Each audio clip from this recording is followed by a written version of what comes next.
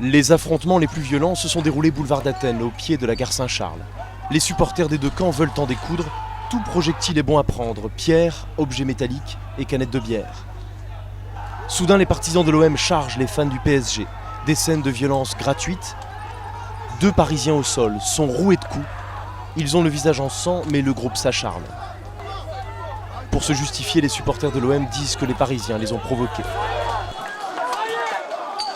On était au café tranquille, on est venu avec des pavés, des chaises de café, regarde. Ils ne sont pas venus regarder le match, ils sont venus pour les embrouilles. Il n'y a pas de match, normalement ils reprennent le train, ils repartent chez eux, tranquillement. Voilà.